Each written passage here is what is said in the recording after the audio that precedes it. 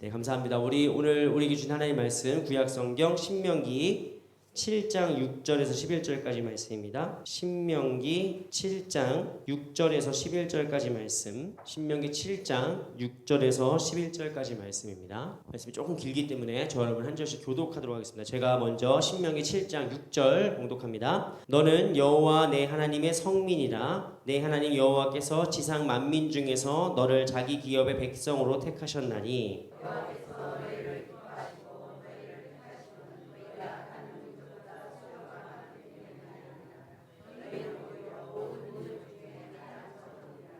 여호와께서 다만 너희를 사랑하심으로 말미암아 또는 너희의 조상들에게 하신 맹세를 지키려 하심으로 말미암아 자기의 권능의 손으로 너희를 인도하여 내시되 너희를 그 종되었던 집에서 애굽 왕 바로의 손에서 속량하셨나니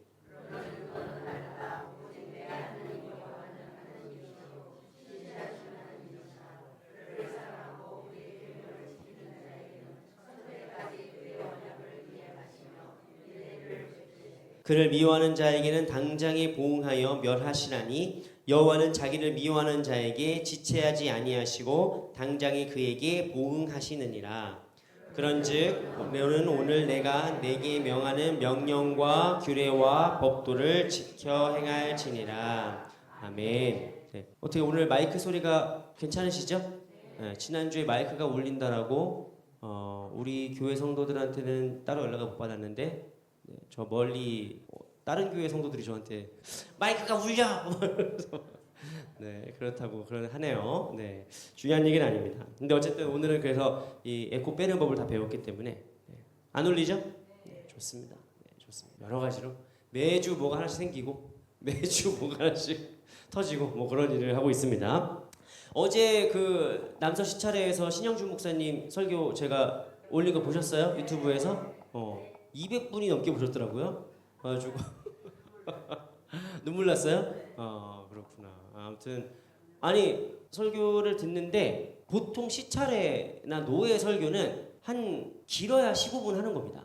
길어야 15분 하는 건데 목사님이 40분 넘게 하셨어요 설교를. 그래가지고 다들 지금 입이 대빨 나올 줄 알고 이게 싹 봤는데 다 은혜 받으면서 봤어. 다 정말 모든 목사님들이 정말 다 설교 듣고 신 목사님 설교 들으면서 두 가지 마음을 다 가졌죠. 첫 번째 목사님 뭐랄까 첫 번째 이제 위로 받은 것 같아요. 나도 마찬가지고 목회 그 패스터 에즈 퍼슨이라고 그 목사도 인간이고 깨어지기 쉬운 존재들이고 그래서 모두 다 위로 받았고 두 번째 되게 목사님 부러워하는 것 같았어요. 그래가지고 어제 그 시차례 모임은 원래 시차례는 회의를 하는 시간이지 은혜 받는 시간이 아닙니다, 솔직히. 그런데 어제는 되게 은혜로웠어요. 은혜로웠고 신 목사님도 어제 되게 행복하셨던 것 같아요. 되게 행복하셔가지고 다른 목사님들 막 와서 막 인사하고 막 그렇게 막 다들 목사님 막 은혜 받았다고 좋아하고 그러니까 목사님 나보고 그래서 커피 사라고 커피 사 빨리 커피 제가 커피 다 이렇게 사고 하면서 아주 은혜 감사했는데 그래서 이 설교를 들으면서 이 설교를 이게 우리 나만 듣기 아까운데 아까운데를 생각했는데 그 기쁜 소식 교회의 부목사님이 제 후배예요. 한 명 후배였어요. 가지고 그 후배 목사님이 센스 있게 녹화를 했어야 되는데 이 설교가 좋은 설교인데 녹화를 했어야 되는데 이거를 하고 있다가 예배 끝나자마자 가가지고 녹화 있냐 그러니까 했대요. 그래가지고 야 이거 빨리 보내라 해서 보냈는데 화질이 조금 안 좋았어. 그래가지고 좀 깨지더라고. 그래서 그게 좀 아쉬웠지만 어쨌든 말씀의 내용은 변함이 없으니까 말씀은 참 좋았거든요. 그래서 어제 들으면서 저도 되게 감사하고 또 되게 이제 뿌듯하고 왜냐면은 제가 이제 신 목사님 후임이니까 다른 목사님들한테서 어쨌든 다른 목사님들 봤을 때 저는 얼마나 이 새까만 후배입니까 사실 아들뻘이죠 아들뻘 그 위에 있는 선배 목사님들한테는. 그런데 어쨌든 신 목사님이 어제 그렇게 은혜롭게 말씀해 주시고 나니까 다 나보고 이제 신 목사님 후임이야 신 목사님 후임이야 다 이렇게 인사해가지고 많이 주워 먹었죠 이렇게. 주워 먹었고 네, 이제 이게 주워 먹을 땐 좋은데 다 이 부담입니다. 체할 같어요. 자 어쨌든 오늘 말씀 잠깐 보겠습니다. 여러분 신명기 6장에서 제일 중요한 건 뭐라고 했습니까? 이렇게 까먹어 주셔야 늘 감사드리고 이게 저도 이제 쉐마 이스라엘 성경에서 제일 중요한 말씀이라 했을 때 이제 우리는 요한복음 3장 16절 떠올리지만 이제 이스라엘 백성들 유대인들에게는 쉐마 이스라엘 이 지금 신명기 6장 말씀을 얘기할 거예요. 그만큼 이 쉐마라는 말씀 안에 하나님을 사랑하라. 유일하신 그 하나님을 사랑해라. 하나님을 유일한 기준으로 원칙으로 삼아라. 이 가장 중요한 원칙들이 들어가 있기 때문에 이게 제일 중요한 말씀으로 봐요. 그래서 신명기에서는 사실 지금 중요한 건 다 나온 거예요. 5장에 뭐가 나왔죠? 우리가 석 달 넘게 했던 5장에 뭐가 나왔죠? 십계명이라고 10계명. 10계명이 나오고 이게 10계명 한마디로 어떤 의미입니까? 헌법 같은 거예요. 이스라엘 모든 율법에 그 구약에 나오는 모든 율법에 헌법 같은 게 10계명입니다. 그 다음에 이 쉐마 이스라엘은 한마디로 이 헌법이 공포되는, 선포되는 선언물이라고 볼 수 있는 거죠. 그러면 오늘 이제 우리가 읽은 7장을 뭐라고 얘기하냐면은 7장을 제2법전이라고 부릅니다. 제2법전. 쓰셔도 아무 의미가 없습니다. 그냥 구약 신학자들의 용어니까 써봤자 별로 뭐 중요한 얘기도 아니에요. 그런데 이제 제2법전, 도이트로노미 코드라고 해가지고 이 제2법전은 뭘 얘기하는 거냐면은 이제 이 다음부터 7장 이후로 이제 어떤 시행 세칙들이 막 나와요. 7장 이후 8장 뭐 9장 나가면은 이제 시행 세칙이랄지 이제 뭘 지켜야 될지 이런 말씀들이 쭉 나오게 되는데 오늘 그러니까 이거 결론적으로 얘기하면은 5장과 6장은 10계명과 쉐마 말씀은 성경에서 뭘 보여주는 거냐? 원칙을 보여주는 겁니다.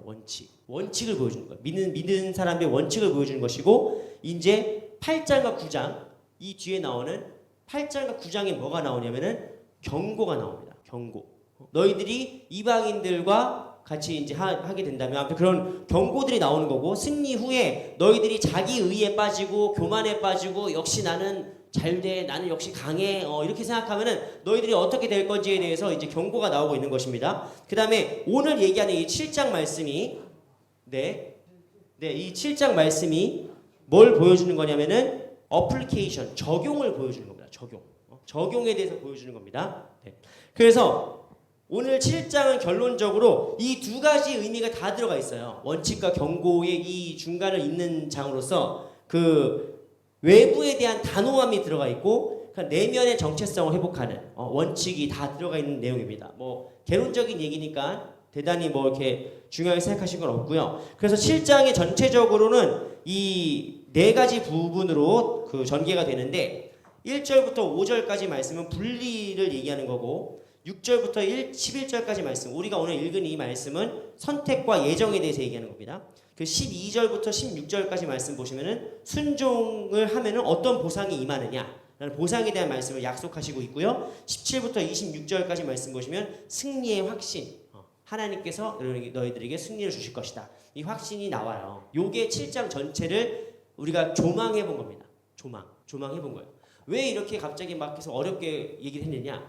더 어려운 얘기를 하려고 했기 때문이에요. 오늘은 정말 중요한데 너무 우리를 어렵게 하는 주제에 대해서 함께 다뤄보려고 합니다. 그게 뭐냐면은 오늘 우리가 읽은 본문 말씀이 이제 선택하신 백성 예정론에 대해서 얘기하는 거예요.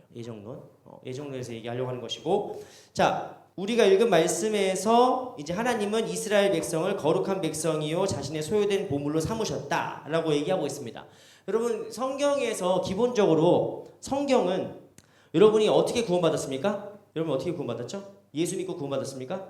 맞는 말이죠. 근데 여러분 어떻게 예수 믿었습니까? 여러분의 능력입니까? 여러분의 지혜로 받았습니까? 하나님의 선택이에요. 그래서 이게 예정론이거든요. 예정론이 이게 성경에서 나오는 이 어떤 그 구원의 핵심적인 사상인데 사실 이게 대단히 불편하죠. 그리고 같은 우리가 교회를 다니고 예수님 믿어도 예정론을 상당히 부정하는 신학적인 흐름도 많습니다. 특히 이제 여기서 혹시 뭐 감리교회 어렸을 때 다니셨다랄지 아니면 침례교에서 신앙생활 시작하셨다랄지 이런 분들은 이 예정론을 듣는 순간 이제 되게 표정이 굳죠. 신학생들이 저희 때는 수신학연이라고 불렀는데 수도권 신학교연합 그 해가 있었는데 그 수신학원을 가면은 장신대, 뭐 감신대, 심신대 뭐 이렇게 신학생들이 쫙 모여가지고 이제 체육대회도 하고 세미나도 하고 토론회도 하고 합니다.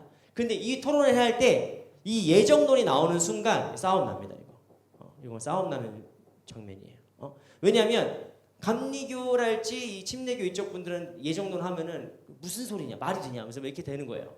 여러분 예정론이라는 말을 들으면은 얼마나 우리가 여러분들은 어떤 마음을 가질지 모르겠지만 많은 사람들이 예정론이라는 말 딱 듣는 순간 뭐야? 그럼 하나님이 이미 천국 갈 사람, 지옥 갈 사람 예정하셨다는 거야?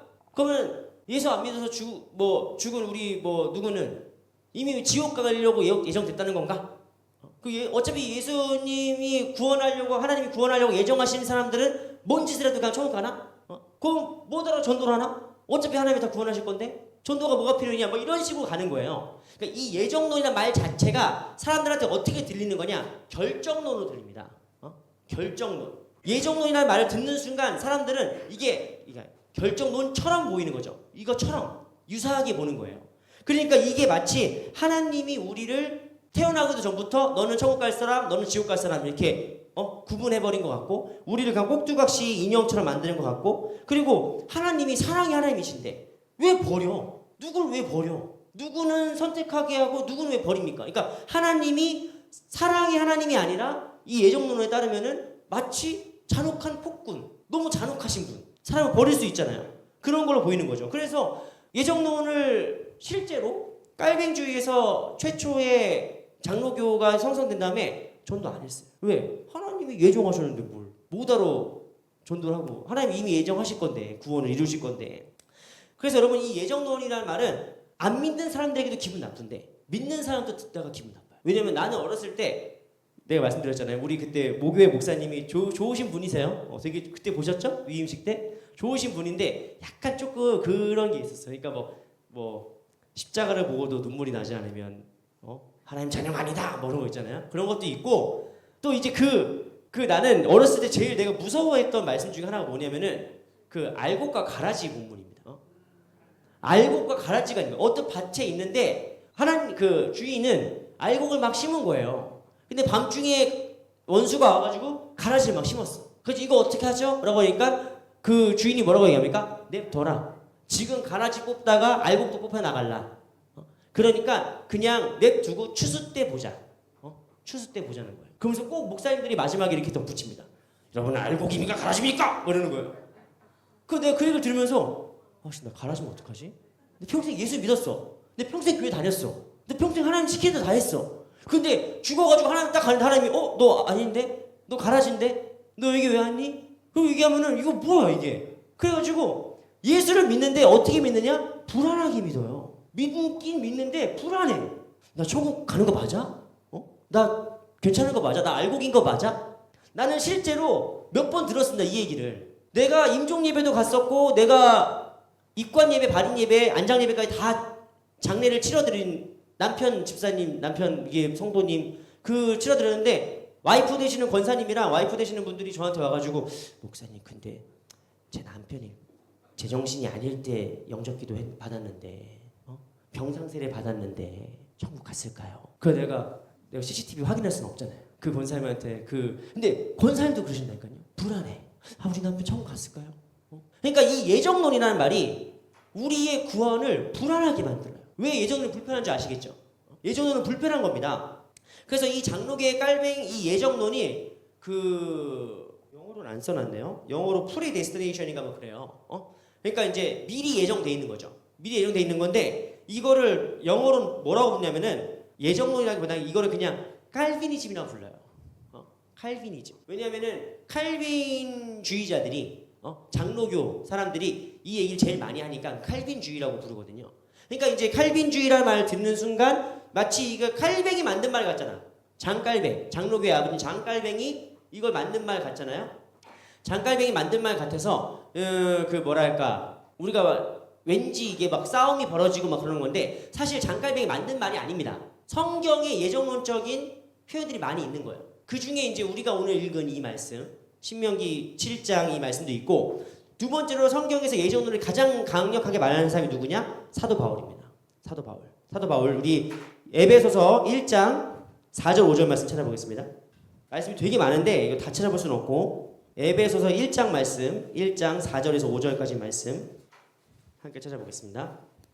신약성경 에베소서 1장 4절에서 5절 제 성경책은 310페이지입니다. 310페이지입니다. 신약성경 310페이지. 에베소서 1장 4절에서 5절까지 말씀 찾으신 분들은 함께 한 목소리로 봉독합니다. 시작. 곧 창세 전에 그리스도 안에서 우리를 택하사 우리로 사랑 안에서 그 앞에 거룩하고 흠이 없게 하시려고 그 기쁘신 뜻대로 우리를 예정하사 예수 그리스도로 말미암아 자기의 아들들이 되게 하셨으니. 아멘. 자, 뭐 이 밖에도 뭐 로마서에도 더 나오고 계속 나오는데, 그러니까 바울에게 구원은 무엇이냐? 바울에게 우리가 보통 바울의 구원론 아니면은 신약 성경에 나오는 구원은 이신칭이라고 하죠. 이신칭의 믿음으로 의롭다 하심을 받는다. 그러니까 우리의 구원은 우리의 지혜나 공로나 의지나 우리의 자격으로 구원받는 게 아니라 믿음으로 의롭다 하심을 칭함을 받는다. 그래서 이신칭이라고 불러요. 근데 이거는 의로운 거잖아요. 의롭다 칭의에 관한 거란 말이에요. 그럼 구원은 도대체 누가 시키는 거냐? 하나님의 주권이 시키는 거예요. 바울은 그래서 바울 신학에서는 우리를 구원하시는 것이 무엇이다? 내가 믿어서 그 믿음이 공도가 돼서 구원받는 게 아니라 하나님의 주권이 우리를 구원하신단 말이에요. 택하신 거예요. 왜 다메섹에서 걸어가던 사도 바울에게 주님이 나타나셔가지고 사울아 어찌하여 내가 나를 핍박하느냐라고 말씀하시잖아요. 근데 왜 다메섹 도상에 사울 혼자 있었습니까? 바울 혼자 있었을까요? 다른 사람들도 비침 봤어요. 다른 사람들도 이게 뭐야 비침 봤어. 근데 거기서 부르심 받은 사람은 사울밖에 없어요. 예수님의 비유 중에 10처녀가 있는데 5처녀는 부르심 받고 5처녀는 부르심 못 받습니다. 예수님이 비유에서 항상 말씀하시는 거예요. 그날이 오면 주님이 오시는 그때가 오면은 한 사람은 두 사람이 밭을 갈고 있는데 한 사람은 들림 받고 한 사람은 버림 받는다는 거예요. 그러니까 여러분 이런 말씀들 우리가 읽으면서 뭐야 하나님 공평하지가 않잖아. 하나님이 사람을 차별하네? 그러니까 우리가 이제 이런 말씀들을 보면서 이게 다 뭐예요? 예정론의 근거가 되는 말씀들이에요. 그러니까 여러분 이를테면 그겁니다. 에서와 야곱은 태어나기도 전에 야곱은 이미 택함 받았어. 태어나기도 전에 에서는 버림받았어요. 그럼 우리는 이 말씀을 읽으면서 우리는 누가 생각나요? 에서가 뭔 죄냐? 여러분 에서가 팥죽 한 그릇에 장자권을 판 게 아닙니다. 태어나기 전에 이미 하나님이 엄마한테 예언을 하세요. 작은 자가 큰 자를 발꿈치 붙잡고 더 일어날 거라는 더 큰 백성이 될 거라는 거예요. 그러니까 이건 누구 잘못도 아니야. 그러니까 예정론이 우리에게 불편한 이유가 뭐냐면 이게 우리가 살고 있는 인과 법칙을 무시하기 때문이에요. 인과 법칙. 우리는 인과 법칙의 세계 속에 살고 있거든요. cause and effect. 어떤 원인이 있으니까 결과가 있는 거예요. 그러니까 차라리 예수 안 믿으니까 지옥 간다라고 얘기하면 우리 마음이 편해. 하나님 말씀 안 들었으니까 너는 지옥 갔다 이렇게 얘기하면 오케이 그거 이해할 수 있어요. 우리는 인과의 법칙에 살고 있잖아. 근데 예정론은 이 인과 법칙이 아니에요. 하나님이 택했대. 하나님이 버렸대. 그러니까 왜요? 왜 버렸는데요? 그러니까 그 뭐냐? 그거 묻지 말래요. 토기가 어찌 토기장이에게 나를 왜 이렇게 만들었습니까? 묻냐는 거지. 묻지 말라는 거예요. 그래서 성경은 이거에 대해서 명쾌한 답을 내리지 않습니다. 성경은 그냥 이렇게 있을 뿐이에요. 그러니까 이게 마음이 우리가 불편해지는 거예요. 아니 왜 하나님 구원하시고 다 하시던가 왜 버리지? 모르는 거 있잖아요. 그러니까 성경에는 다시 한 번 말씀드리지만 여러분들 지금 근심머리 표정 저 목사가 도대체 뭔 얘기를 하려고 저렇게 계속 어려운 얘기를 하나 왜 이렇게 마음 불편하게 하나 싶으시겠지만 이거 어쩔 수 없어요. 예정론을 다루다 보면은 이게 우리의 마음이 항상 불편해져요. 근데 제가 여기서 강조하고 싶은 건 뭐냐면은 성경에는 이런 뭐랄까 혼재돼 있죠. 이렇게 명쾌하게 이거다 이렇게 나오는 게 아니라 혼재돼 있어요. 하나님이 예정하시고 작정하신 구원과 있고 그렇다고 해서 네가 멋대로 살고 아무렇게나 살아도 하나님이 뭐 구원하시냐? 뭐 그런 것도 아니고 우리 보고 성화되고 살라는 거예요. 그래서 이 소위 말해서 장로교 쪽에 있는 장신대 학생들은 이쪽에 서 있으니까 구원은 하나님의 것이다 뭐 얘기하는 거고 감리교회들은 야 하나님이 언제 구원받은 사람 막 살라고 했냐 하면서 막 이제 성화가 없는 믿음은 죽은 믿음이다 하면서 서로 막 공격하고 싸우고 그러는 거예요. 그런데 우리는 이제 그렇게 나가면 이제 다 교회 안 나오겠죠? 그냥 성경에 나오는 구원의 가장 핵심적인 말은 무엇이냐? 구원하심이 보좌에 앉으신 우리 하나님과 어린 양께 있도다. 뭔 말이냐? 구원은 하나님의 주권이다. 이게 가장 핵심적인 말이에요. 신학과 교단과 교파를 떠나서 이게 가장 핵심적인 사상입니다. 구원은 하나님의 주권이다. 예정론이 말하려고 하는 건 뭐예요? 구원이 하나님의 주권이라는 걸 얘기하고 싶은 거예요. 그래서 여러분들은 별로 관심이 없으시겠지만 이 성경 말씀 이후로 한 300~400년 지나서 400년 정도 지나가지고 걸출한 신학자가 한 명 나오는데 그 사이에도 엄청나게 걸출한 신학자도 많지만 그 사람의 이름이 뭐다? 아우구스티누스다. 아우구스티누스라는 신학자가 나와요. 이 신학자가 그 펠라기우스라는 되게 유명한 논쟁이 있는데 이 논쟁이 뭐냐면 펠라기우스는 뭐냐? 예수 믿기만 하고 행동이 개판이면 그거 구원 못 받는다. 행동이 그 뒷받침 돼야 된다. 예수님 믿으면 예수님 믿는 사람답게 살아야지. 말 자체 틀린 게 없어요. 근데 어거스틴이 이 얘기를 듣고 교회 듣고 뭐냐면은 그거는 성화로서의 열매지 구원의 조건은 아니다. 이게 400년, 500년 전에 4, 5세기에 정말 중요한 신학적 논쟁입니다. 이 논쟁이 있고 나서 이제 이것도 예정론을 얘기하는 거죠. 어거스틴도. 그 다음에 세 번째 토마스 아퀴나스에 가서도 이제 예정론이 중요해지는 거고 마틴 루터도 마찬가지고요. 뭐 더 이상 얘기하면 별로 관심 없으시죠? 빨리 얘기하면은 마틴 루터도 이제 노예 의지론이라고 해가지고 종교개혁자 마틴 루터도 인간의 의지는 뭐가 됐다? 노예 의지다. 노예. 죄를 지을 수 있고 죄를 짓지 않을 수 있는 자유의지를 하나님이 우리에게 주셨는데 인간이 죄를 지음으로써 어떤 일이 됐냐? 죄를 짓지 않을 수 있는 의지가 사라져버린 거예요. 그러니까 죄에 대해서 노예가 돼버린 거예요. 우리가. 그러니까 한마디로 내가 하나님을 발견할 수 있는 방법이 있냐? 없다는 거예요. 그러니까 여러분 이신칭의에 대해서 우리가 잘 이해됩니다. 이신칭의는 내가 믿어서 구원받는 게 아니에요. 내가 믿어서 그 믿음이 조건이 돼가지고 구원받는 게 아니라 하나님이 주권으로 우리를 택하시고 우리를 구원하기로 작정하신 거예요. 그러면 그것을 믿음으로 우리가 의롭다움을 받는 거지. 구원의 이 역사에서는 더 큰 개념이 뭐예요? 하나님의 주권이에요. 하나님의 주권. 칭의는 그 다음에 이루어지는 거예요. 성화는 그 다음에 이루어지는 거예요. 순서적으로.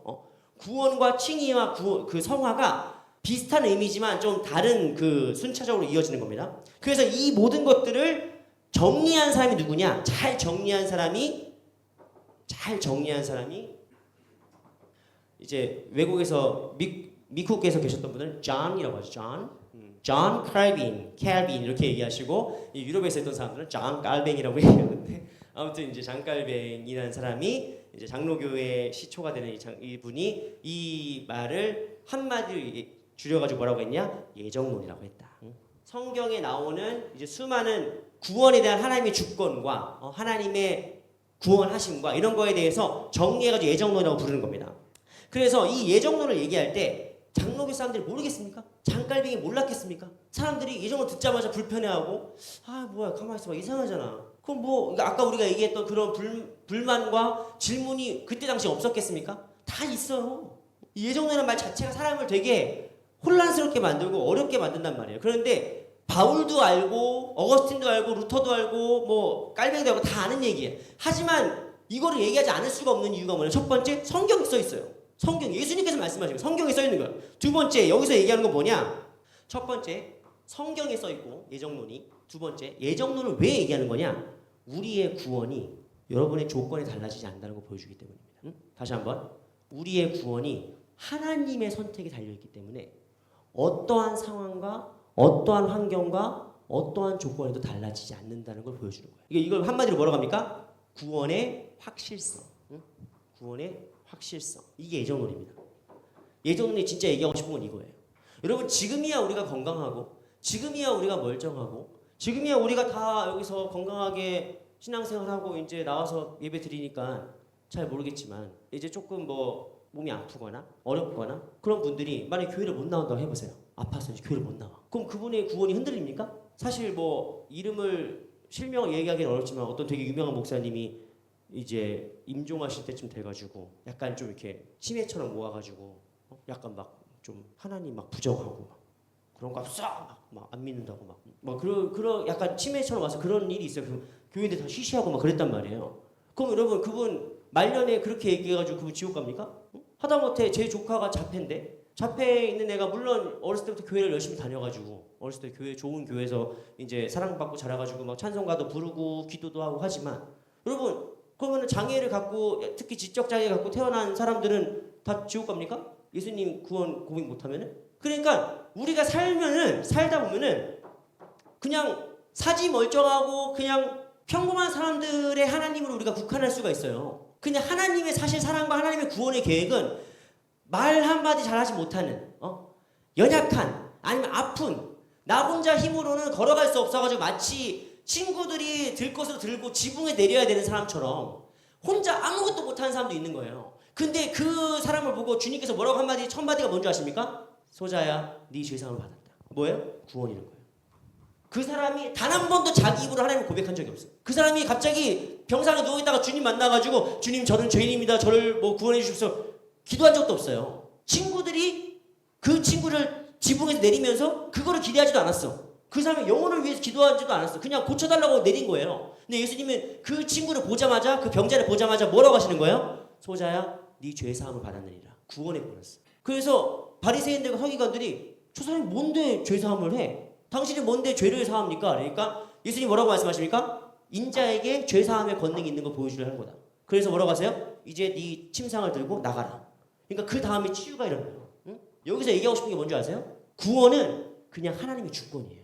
그럼 예정론이 말하는 건 무엇이냐? 우리의 상황과 우리의 환경과 우리의 자격과 우리의 어떤 상태와 우리의 변화되는 모든 환경과 상관없이 하나님께서 우리를 구원하신다는 거예요. 하나님의 구원은 그런 것들에 흔들리지 않습니다. 그래서 여러분 만약에 병상세례 받은 우리 뭐 가족이 만약에 갔다. 근데 아버지 한마디만 해보세요. 아버지 하나님 믿는다고 한마디만 해보세요.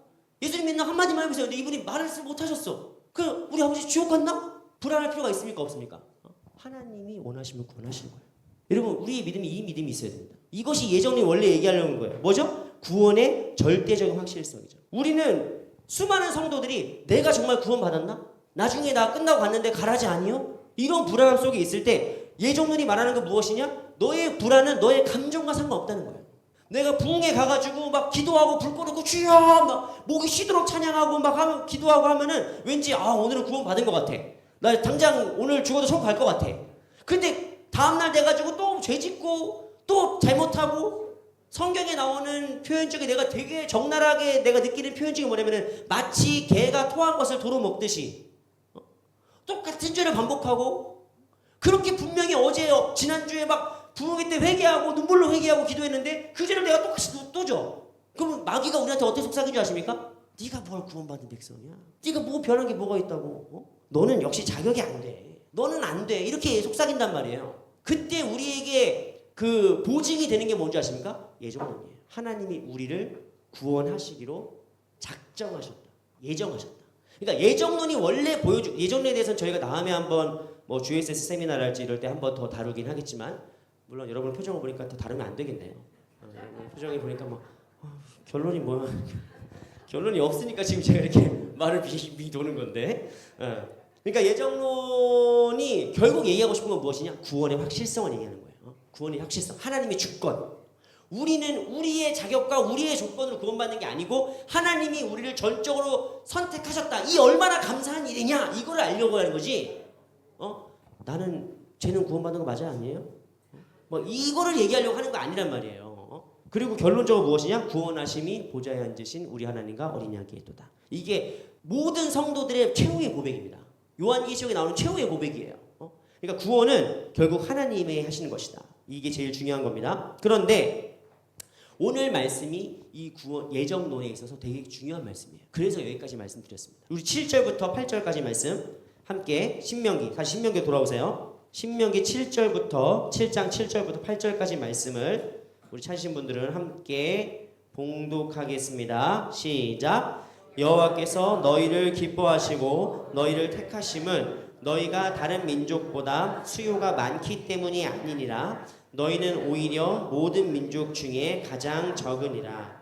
여호와께서 다만 너희를 사랑하심으로 말미암아 또는 너희의 조상들에게 하신 맹세를 지키려 하심으로 말미암아 자기의 권능의 손으로 너희를 인도하여 내시되 너희를 그 종되었던 집에서 애굽왕 바로의 손에서 속량하셨나니. 아멘. 여기서 7절에서 너희가 모든 민족 중에 가장 적은이라 했을 때 이 적은이라는 말은 숫자를 말하는 게 아니에요. 숫자도 마찬가지, 숫자도 맞는 말이긴 한데 너희가 모든 민족 중에 제일 적다.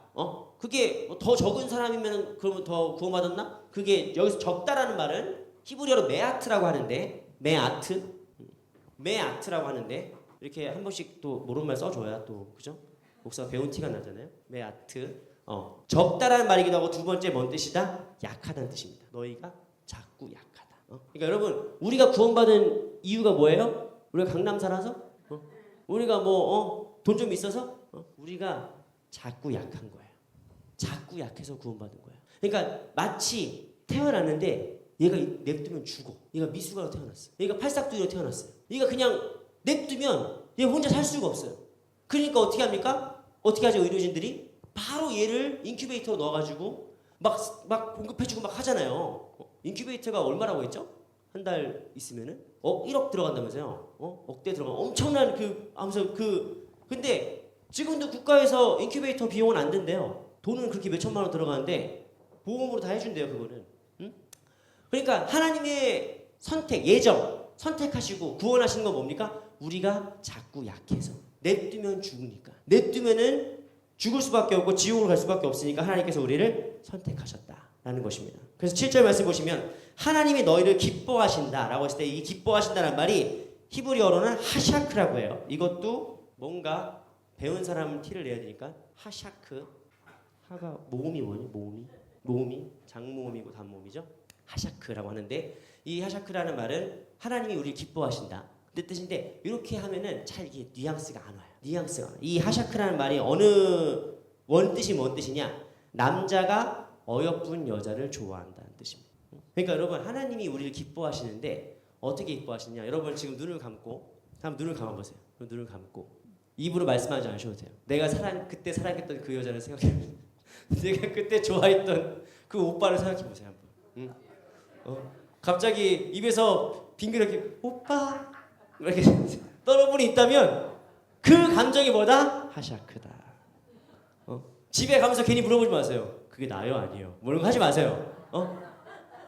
그럴 수도 있고 길 수도 있고 아닐 수도 있고 그런 거예요. 근데 어쨌든 하샤크가 뭔 뜻이다? 남자가 어여쁜 여자를 보고 좋아하는 감정을 하샤크라고 한다. 하나님이 우리를 사랑하시는 게 우리는 보통 어떻게 생각하면 하나님이 우리를 사랑하실 때 내가 너희를 사랑하노라. 사랑한다 내 아들아. 사랑한다 내 딸아. 그러니까 뭔가 위엄이 있고 멋있는데 별로 그렇게 감정은 안 느껴지는 거 있죠. 하나님이 마치 우리를 이렇게 되게 장엄하게 사랑하는 줄 알아요. 근데 성경은 분명히 말합니다. 하나님 우리를 어떻게 사랑하신다고요? 좋아 죽겠어서 사랑하시는 거예요. 저거 예뻐 죽겠어 저거. 예뻐. 여러분 제가 아직 손주를 안 봤는데 근데 손주를 모르겠어. 손주를 아직 봐서 손주는 나중에 크면 얼마나 예쁠까 싶긴 한데 제가 첫째와 둘째가 8살 차이잖아요. 저희 첫째는 지금 중2. 그 북한이 무서워서 못 내려온다는 중2. 중2 아들놈이에요. 중2 아들놈은 우리 첫째가 사실 되게 예쁜 애였어요. 되게 착하고. 근데 지금은 징그러워요. 그리고 걔가 약간 사춘기가 그렇게 심하게 안 왔는지 중2인데도 아직도 막 엄마, 아빠 막 뽀뽀하고 막 그래요. 그런데 중2 아들이 나한테 뽀뽀를 한다니까요. 교회 끝나고 딱 오면은 아빠 오셨어요? 그래서 뽀뽀를 쪽 해. 근데 내가 어느 순간부터 저리 가! 왜냐면은 중2는 뭔 짓을 해도 안 예뻐요. 뭔 짓을 안 예뻐요. 근데 이 아이의 동생이 8살 차이 나는 이제 지금 7살 미운 7살 말 오지게 안 들어요. 말 진짜 오지게 안 듣고 집 어때려고 집 밖에 모르고 그죠 사모님 그렇죠? 네. 고개 한번 끄덕끄덕 해주세요. 말 진짜 오지게 안 들어요. 그런데 죄송한 얘기인데 똥 싸는 것도 예뻐요. 여기 막 밥 먹고 막 카레 먹고 더러워 죽 거는데 그게 예뻐. 여러분 하샤크라는 말은 하나님이 우리를 사랑하는데 어떻게 사랑하신다? 내가 너를 사랑하노라가 아니라 저 못난 것도 이뻐 죽겠어 저거. 저 맨날 자빠지고 맨날 실수하고 맨날 징징 짜고 울고 맨날 흙먼지 묻고 막 그 지지야 만지지 마. 근데 또 만지고 그거 하지 마. 그 죄악인데 그거 하지 마. 라고 해도 또 만져가지고 막 하나님 죄송해요 막 그러고 있잖아요. 그거 하나님이 어떻게 하신다고요? 하샤크 하신다고요. 예뻐 죽겠는 거야. 이거를 풀어서 말하는 말씀이 어디냐? 스바냐 찾아보자. 스바냐 3장 17절. 스바냐 3장 17절 한번 찾아봅시다. 스바냐 3장 17절. 스바냐 3장 17절. 제 성경책으로는 1309페이지. 1309페이지. 우리 아들 얘기하다가 설교가 반도 안 끝났는데 어떻게 시간이 다 갔네. 근데 사실 오늘은 이 말씀만 우리가 잘 들어도 다 들은 거예요. 여러분 스바냐 3장 17절 말씀 우리 함께 다 찾으신 분들은 봉독하겠습니다. 이거 너무 중요한 말씀이니까 다 기다릴 거예요. 이건 다 읽어야 돼요. 다 찾아서 다 읽어야 돼요. 다 외워야 돼. 다 외워야 돼. 스바냐 3장 17절 말씀 구약 성경 1309페이지 다 찾으셨죠? 우리 함께 봉독합니다. 시작. 너의 하나님 여호와가 너희 가운데 계시니 그는 구원을 베푸실 전능자시니라. 그가 너로 말미암아 기쁨을 이기지 못하시며 너를 잠잠히 사랑하시며 너로 말미암아 즐거이 부르며 기뻐하시리라 하리라. 여러분 여기 우리가 오늘 한 얘기 다 나왔어요. 그는 우리에게 어떤 분이시냐? 구원을 베풀 전능자예요. 저 천상 위에 있는 그냥 어떤 미지의 존재, 어떤 그냥 우주적인 신, 뭐 그런 분이 아니라 우리를 구원하실 분이에요. 근데 우리를 그 구원하실 그 전능자께서 우리를 보고 어떻게 하신다고요? 기쁨을 이기지 못하신다. 예뻐 죽겠다. 쟤네들 저거 예뻐 죽겠다. 막 기쁨을 못 이기는 하나님이에요. 여러분 우리가 오늘 발견했던 하나님 누구시냐? 나를 너무 좋아하시는 하나님. 나를 너무 좋아하시는 그분. 어떻게 좋아하냐? 여러분 저는 우리 큰아빠가 진짜 무서운 분이에요. 우리 큰아버지. 우리 큰아버지 옛날에 막 강골 막. 지금 저는 이렇게 막 비리비리 보이시지만 우리 큰아버지는 정말 땅땅한 분이에요. 몸도 막 그래가지고 진짜 막 무거운 돌 같은 거 뭐라고 했잖아요. 그 제 아내가 처음에 우리 큰아버지 보고 놀랬대요. 무서웠대요. 딱 가면은 딱 이렇게 시골 그 마룻바닥 같은 데 딱 가지고 왔니? 이 말밖에 안 해요. 왔니? 예, 큰아버지 예, 잘 지냈어요. 그래 쉬어라. 뭐 이거밖에 안 해요. 완전 상남자. 남자 이런 상남자가 없어요. 저 같은 사람을 보시면 안 돼요. 저는 막 여기서 축축 막 이러지만 우리 큰아버지는 과묵하고 이렇게 말 한마디도 안 하고 이런 분이에요. 그런데 우리 큰아버지가 손주를 보니까 세상에 그런 손주 이뻐 죽겠어 아주 그냥 손주가 막 이러는 거예요. 응? 여러분 남자 그런 상남자도 자기 손주 앞에서 그냥 물처럼 녹아버리는 거예요. 우리 하나님 저 천상에서 천군 천사가 쫙 앞에 서 있고 여러분 사탄이 하나님 앞에 가서 어떻게 할 줄 아십니까? 사탄이 욥기 보면은 사탄이 하나님 앞에 가가지고 하나님 제가 뭐 세상을 잘 보고 왔는데요. 이렇게 잘 봤냐? 내 아들 욥 봤냐? 내가 사랑하는 의인 욥 봤냐? 이렇게 사탄이 그 하나님이 잘해주셔서 그렇죠. 뭐 이런 거예요. 여러분 사탄이 하나님과 대적하고 이런 존재가 아닙니다. 하나님이 천군 천사를 앞에 쫙 깔아놓고 온 우주의 창조주로서 딱 이 자리에 계시는데 누구 보고 가만히 못 있는 거예요? 따라합시다. 나.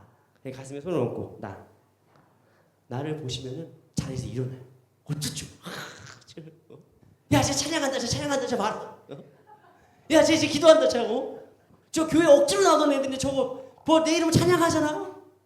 쟤 벌써 다 커가지고 내 이름으로 찬양하고. 쟤 교회에서 지금 헌신하고 봉사하잖아. 교사 됐잖아. 쟤 지금. 여러분 그게 우리를 보시는 하나님의 마음.